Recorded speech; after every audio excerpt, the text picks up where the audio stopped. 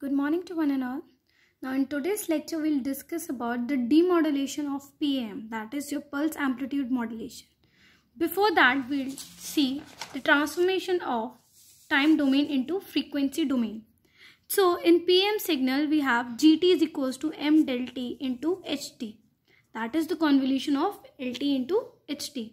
Now if we do the Fourier transform, we convert the time domain into the frequency domain, we get capital GF is equals to M del F into HF.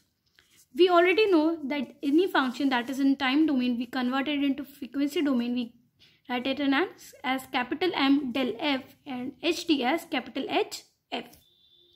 Now we know M del T is equals to summation M equals to minus infinity to infinity M NTS into del T minus NTS.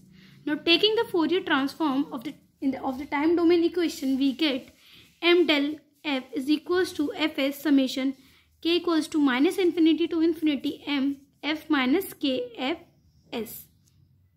Here Fs is equals to 1 upon Ts, where Fs is your sampling frequency and where the K varies at any constant from minus infinity to plus infinity. Now substituting the value of M del F. From here we can substitute the value of M del F. Now substituting the value, we get GF is equals to Fs summation K equals to minus infinity to infinity M K minus Fs dot HF. But there is a disadvantage of using PAM signal to transmit the information directly. So during transmission of PAM signal which carries some information undergoes a distortion effect, that is called as your aperture effect. So now this aperture effect is introduced. This aperture effect is introduced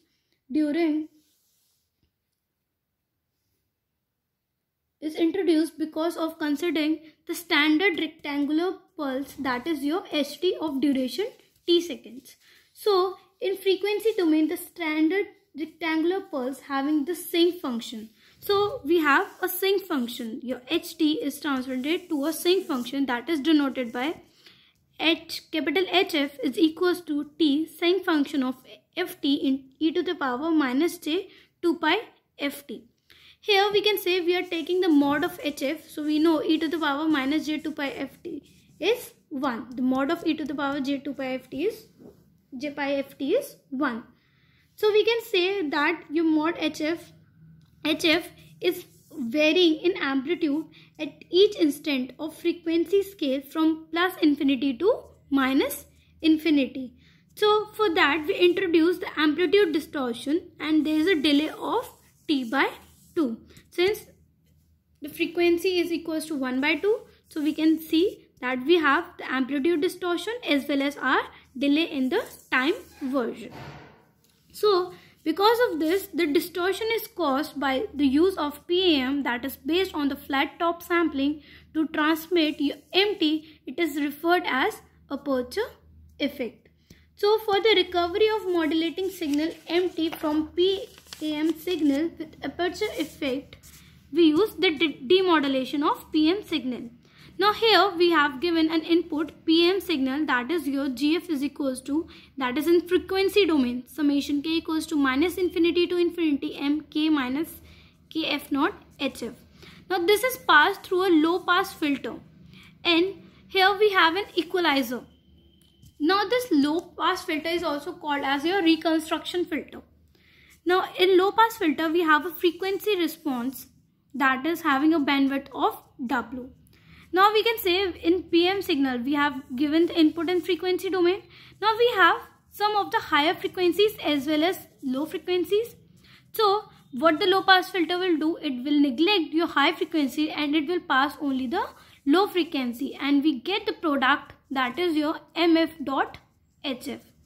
Now here your equalizer is used. The basic function of equalizer is to suppress the aperture effect.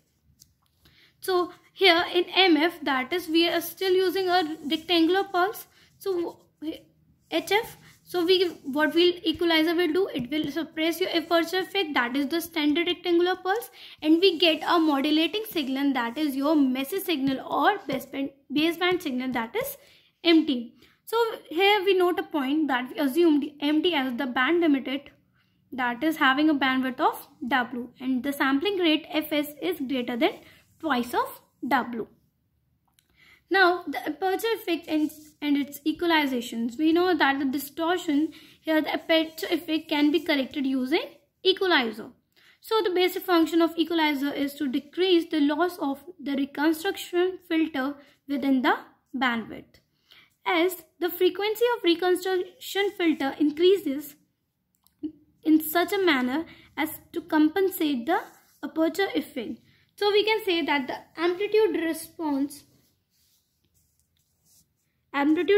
of the equalizer is ideal, that is inverse of mod hf is equals to 1 upon t sinc function ft is equals to pi f sinc function pi ft. So here for the duty cycle t upon ts is less than is equals to 0.1 is where the amplitude distortion is less than 0.5%.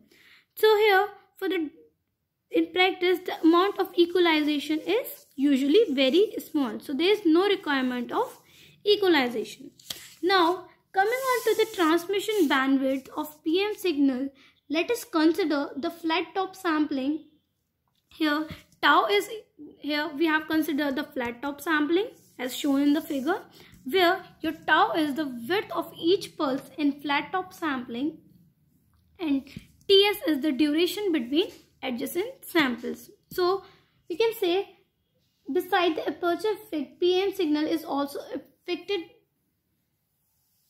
by the noise. So here we can say your tau is very less than ts. Tau is very small as compared to ts, where ts is equals to 1 upon fs and fs is your sampling frequency. So according to the sampling theorem, for proper recovery of signal, your fs should be greater than equals to twice of w. Here w is the message bandwidth. So we can say that 1 upon ts is greater than equals to twice of w, or in other words we can say your ts is less than equals to 1 upon twice of w, that is the width of the modulating signal. So from the equation first, that is tau is very less than ts, we can say your tau is in place of ts, we can write tau is very less than 1 upon 2 w, that is the bandwidth. So we can, or in other words we can say that your bandwidth is less than 1 upon 2 tau. So here we note a point that to transmit and receive the PM signal without signal distortion, the transmission bandwidth BT need to satisfy following equation, that is your BT should be greater than 1 upon 2 tau, that is greater than W, that is the width. So here we can say that BT should be as small as possible. If the BT decreases, your tau increases, but this may increase the aperture effect. So beside the aperture effect, there might be some in PM signal, it might also get affected by the noise. So during the transmission of PM signal over communication channel, noise get added to its additive nature. Since here we have the flat top sampling, so we can say the noise is introduced into the signal. Noise is superimposed on PM signal, and the flat top sampling get distorted. Since information is within the amplitude, the noise will get contaminated the information. So we can say the noise performance of the PM signal is very poor. So for that we use other pulse techniques which has better performance, that are your PWM, that is pulse width modulation, and PPM, that is pulse position modulation. So for the recovery of aperture effect we used equalizer. So this was all about your demodulation of PM signal. Thank you.